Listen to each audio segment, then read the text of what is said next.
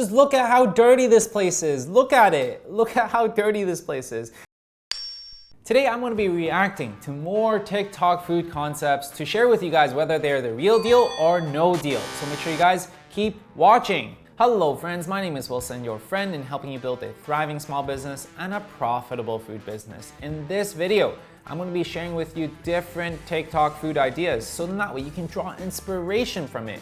And I'm going to be sharing with you whether or not I would actually choose this business and actually run it myself or not. So then that way you can take inspiration and learn from it. Now, as a disclaimer, these are just my personal opinion and thoughts and ideas. And on top of that, I have no idea what I'm actually going to be watching and reacting to because everything is prepared by Jason. And if you're looking to start your very own food business, but don't know where to start, or you just don't have the confidence to take that leap because you don't have the experience and the know-how, you could very well end up making a lot of costly mistakes, which would cost you tens of thousands of dollars. And not only that, it will completely drain all your resources, not just your time, but your money at the same time. That's the reason why I created this free masterclass to walk you through the step-by-step process in leveraging Instagram to help you build your cloud kitchen, to build your home bakery, to build that food truck of your dreams. Everything that I wish I knew when I first started, I put it all into this training. So make sure you guys go into the description, click on the link, and I will see you guys in there. Now, without further ado, let's dive right back in. Ooh, wow.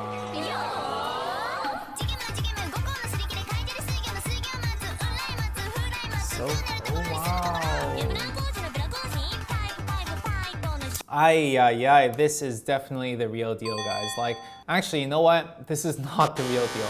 I would highly discourage you guys if you guys are just starting out to create something like this. Is this the real deal? Yes, this is the real deal, and I'll share with you the reasons why. First of all, what are they selling? Freshest seafood in Japan. How much more fresh does it need to be, or can it be, when they display all the fish in front of you that is swimming? The tanks are clean. You know how difficult it is to deal with water and tanks? It is extremely difficult.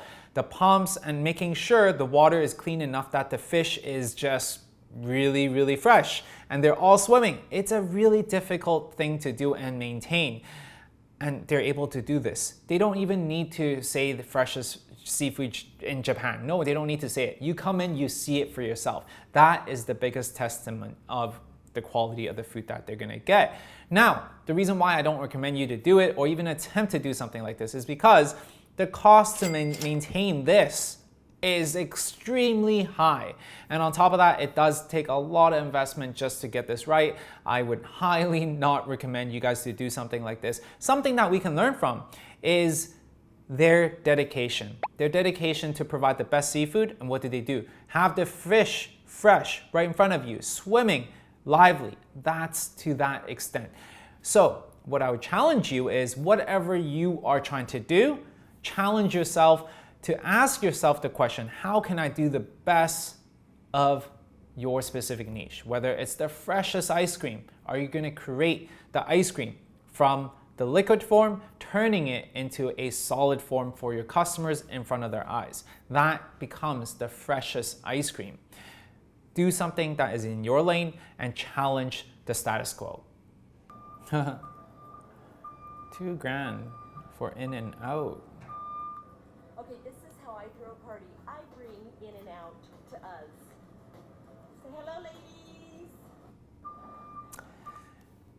Is this a good idea? You know what? I think it's a great idea. For those of you who are running a food truck, it is important for you to know that you go to multiple different events. What's gonna happen is specifically during the summertime, that's where you make the most money. Whether it's event, whether it's catering, whether it's private parties, this is basically your bread and butter. And a lot of times for you to run a successful food truck business, what you need to do is just pack your days with different events that are happening around your city or within your vicinity. So then that way, every single week is packed for you. Now, is this a good business model? For some it is, because within these events, what's gonna happen is they're gonna have a really big pool of people. And within those big group of people, you're going to be able to generate a lot of money within a very short period of time throughout these events. Now, that's a different case when it comes to private catering. As you can see, you can do private catering and charge a minimum of $2,000. And oftentimes when you charge, not only do you charge a minimum, but you also charge per sale for any catering events whatsoever. That means you can potentially charge $2,000 just to have 2 of your staff go and actually prepare everything to go there. And now you charge an additional $5 to $10 per person that orders your food. And this seems to be a very viable model for a lot of food truck owners that I talk to. Now, something for you to know is that these guys that are operating a catering truck is from the In-N-Out company, which is a very big fast food chain. Now, I don't know whether the $2,000 would be enough to cover for your labor, your costs, and on top of that, for you to actually go out there and profit. Something to note is that In-N-Out might actually be doing this at a loss, mainly because they would want their brand name to be known and be more as a marketing cost. So then that way, they're okay collecting lower fees. Now, if I were you and if I'm just starting out, I would charge much higher because a lot of people who are affluent that wants your food product and that is reaching out, they can afford you. Stop scrolling. Lava-free lets you create your own bubble tea. Pick your 2 flavors and pearls. I chose mango and raspberries. It's buffing. If you're addicted to bubble tea, I don't know. I don't know how I feel about this. I don't like it. I really don't. What I don't like about this is that they're trying to deliver an experience. Yes, I get it. By the way, I get this. I get what they're trying to do. And I get the experience and all that stuff. And I always talk about the experience. But the experience needs to be executed well. The idea is there, but the execution I think is lacking. And the reason is because, you know what, these syringe bottles, yes, they look all similar and everything, but the way they displayed it right now, I don't think they displayed it well. I don't think it is flattering to what they're doing. If it's in a lab environment with these syringes, it needs to be appealing to me. It needs to look clean. It cannot just look like a bunch of laboratory thing that is right in front of me. It scares me off. And on top of that, I don't know how clean these things are. And the name tag that is on these syringes, I get you need to label them. There must be a better way to execute to make this experience much more polished, much more pleasant, and I think it's not done well. And on top of that, the popping boba in the dishes, I don't know. I just look at this. It's like a high school kid project. Come on. Yeah, it is definitely not a go for me. Like, and how long can you keep these pearls in this thing for? And how sanitary is this? I don't think it's sanitary at all. I don't feel like I would ever order my drinks from here. Not even once, to be honest. Like, is this a gimmick that I would go and order from? I don't see why anyone would want to order something like this. I think it's horrible. It's like a high school project, man. And even if people enjoy this experience, hey, you know what, syringe bubble tea, I highly doubt the fact that they would want to go back again just for this experience. I wouldn't go back again. It's not a gimmick that's worthwhile for me to go back to. Yeah, definitely not a real deal at all. No deal.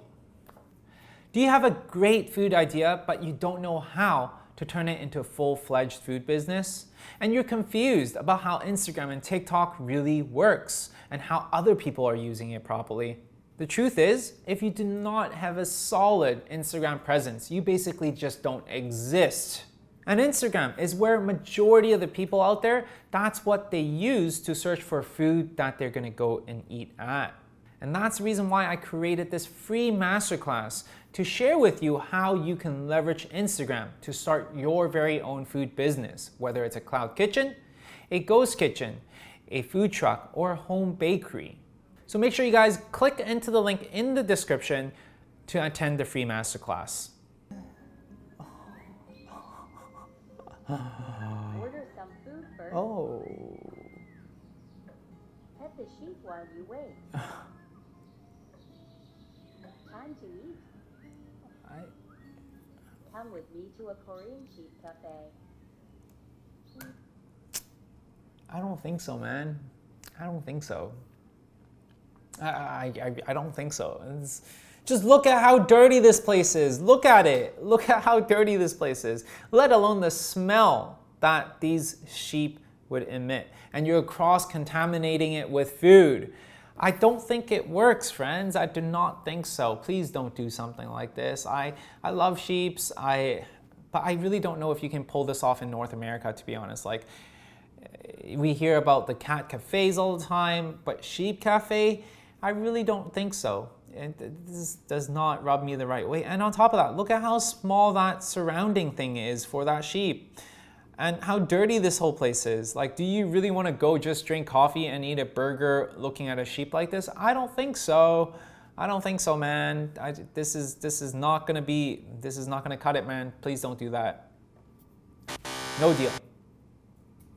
If you're in Vegas, you need to check out this trippy ass place called Omegamart. You first start out in a regular looking grocery store, but then it turns into a completely different world from there. There is more than one entrance to this place, and you can find them inside that supermarket. Once you find it, you will be transported into a completely new world. This reminded me of a real life video game, or even one of those books where you kind of choose your own ending. There are so many different turns and doors, but also hidden doors that take you to all types of different places. There are over 300 art installations inside this place, and each turn will take you to one. I love this room. See those lockers? I want you to remember those for later. We spent about 2 hours here, but I think you could spend an entire day. I'm not even sure that we saw everything. When you end up going, my best advice to you is to make sure you have enough time in your day to roam around, but then also just explore. Make sure you're turning every corner, opening every door, just to see where it leads. And if you can find this entrance, then you can find those lockers that I was telling you about. My friend Las Vegas Phil recommends taking a 10 milligram gummy before you go, and I would agree with that. Make sure you buy tickets online before you go, and follow me on Instagram where I'm always posting on my stories first. I'm blown away. This thing would cost tens of millions of dollars just to build this experience, and I am a big sucker when it comes down to experiences. That's the reason why I'm blown away. I think they have done such an exceptional job when it comes down to delivering an experience. Yeah, just every corner that you look into, every corner that you turn really challenges the way you think, really challenges the norm.